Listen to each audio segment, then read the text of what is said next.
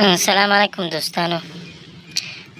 نن ورځ په دې ویډیو کې تاسو ته په انویټ کې د پاور اف فالټ د ختمولو او لرې کولو طریقه ښیو.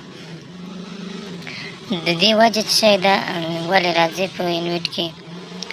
په انویټ کې د پاور اپ فالټ په هغه وخت کې راځي کله چې د تاسو د سولر یا شمسي برق له 380 څخه کم شي. نو دا چې په دې ویډیو کې د دې فالټ د ختمولو طریقه ښیي، نو شروع کوو په دې باندې. دا پروګرام بټن وایو. کله چې پروګرام بټن وایي، دلته چې هر څه راغلل، مثلا دلته اوس پی ای راغلل، هر شی چې راغلل نه پی 1 راغی یا پی 0 راغی، نو تاسو به لاړ شئ ډایرکټ پی ای ته. پی ای کې به دا ډیټا بټن وایي، دا به انټر کوئ. کله چې انټر کړ، دلته پی ای 00 راځي. کله چې پی ای 00 راغله، دلته تاسو ځینې پاسورډ یا کوډ غواړئ، نو دا انټر بټن به څه وایي.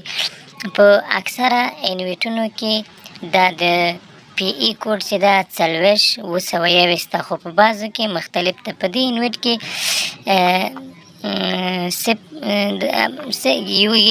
یو ده، په د آخري صفر نه زیدې دا به ورته یو کوي، یعنې 1100 دا کوډ ده. کله چې دا تاسو انټر کوئ، نو تاسو ته به پی ای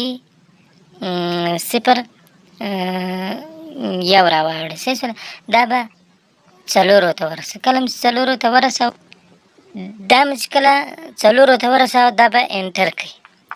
کله مې چې انټر کړ، دلته دا 380 دی. دا د شفت بټن به ووایي، دا 380 به 220 کوي. کله چې دا 220 ته راولئ، نو دا ډیټا انټر بټن به کلیک کوي. کله چې تاسو ډیټا انټر بټن باندې کلیک وکړو، نو په دې انویټ کې به د پاور اف فالټ دا له منځه لاړ شي.